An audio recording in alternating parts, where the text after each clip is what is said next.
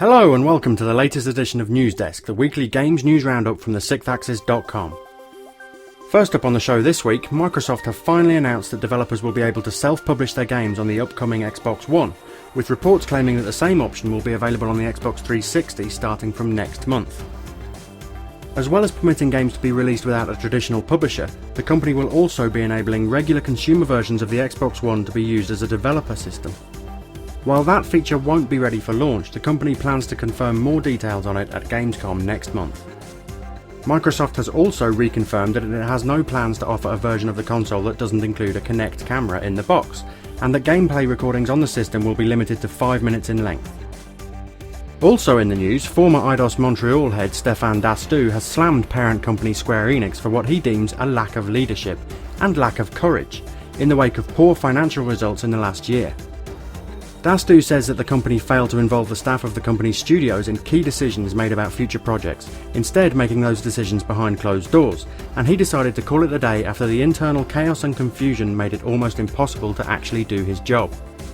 While Dastou himself plays down fears about the troubled development of the Thief reboot now due on next-gen consoles next year, his departure comes at a rocky time for Square Enix and Eidos, after reporting a $130 million loss last financial year and an extensive round of layoffs across its studios.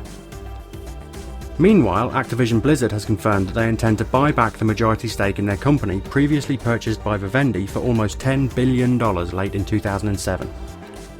The deal, which is due to be completed in September, will see Vivendi maintain a 12% stake in the publisher, down from the current 61%, while an investment group led by Activision CEO Bobby Kotick and co-chairman Brian Kelly will purchase around $2.34 billion worth of company shares. In other news, Insomniac Games writer TJ Fixman has confirmed he will be leaving the company to work on his feature film career. Fixman, who has written every Ratchet & Clank game since 2007, as well as Resistance 2, will continue to work with the company as they wrap up this year's Into the Nexus, and of course he'll be working on the Ratchet & Clank animated movie, which he's writing and producing. Rockstar's parent company Take-Two has renewed its trademark for Agent, prompting suggestions that the company may finally be preparing to discuss the mysterious title again. Announced as a PS3 exclusive at E3 2009, the title was originally in development at the home of the GTA series, Rockstar North, but has not been heard of since.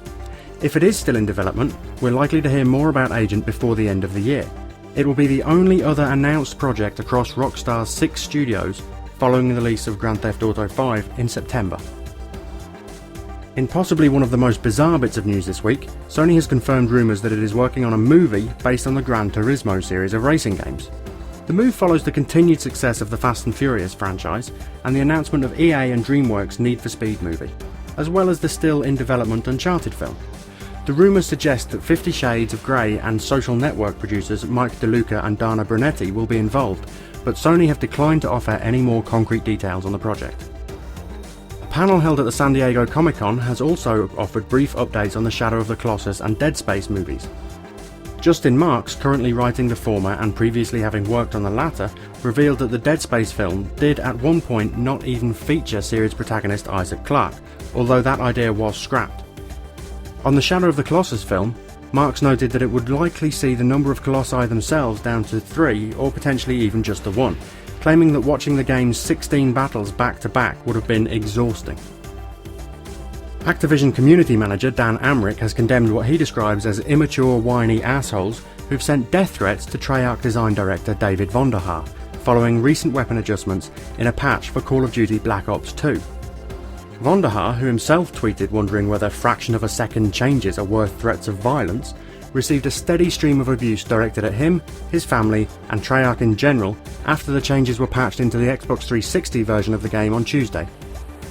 While the abuse was, of course, only from a small fraction of the player base, as Amrich says, those whiny, immature assholes are a lot louder, and it's them that cause the world outside of gaming to often not take the rest of us seriously. In terms of actual announcements this week, Milestone and Big Ben Interactive have revealed WRC 4 due on PS3, Vita, Xbox 360 and PC at the end of October, including new weather effects and a reworked career mode. While the horror shooter series Fear is back in the form of Fear Online, a free-to-play multiplayer game, now in a closed PC beta.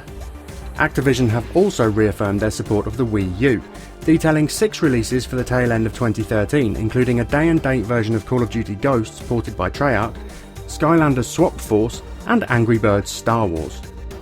Meanwhile, Batman Arkham Origins will feature a female incarnation of the assassin Copperhead, with Mad Hatter also returning as a central villain. Saints Row 4 is getting an £8 season pass, which includes the director's cut of the Enter the Dominatrix expansion previously planned for Saints Row III, as well as the Rectifier.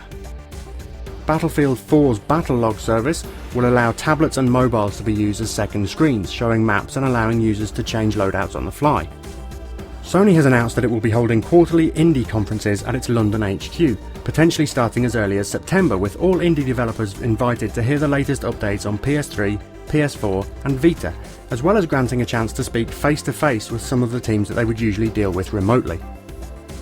Finally, an artist portfolio has suggested that a stage mashing together Gravity Rush and Journey was in development at PlayStation All-Stars developers Superbot before Sony cancelled work on further DLC.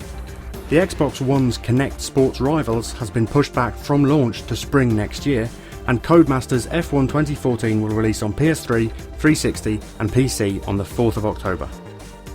A quick run through the charts, seeing as you probably know them already. PS3 exclusive The Last of Us is number 1 for a 6th week, new entry Dynasty Warriors 8 joins the chart at number 5, and Minecraft Xbox 360 edition, Mario & Luigi Dream Team Bros and Animal Crossing New Leaf make up the rest of the top 5.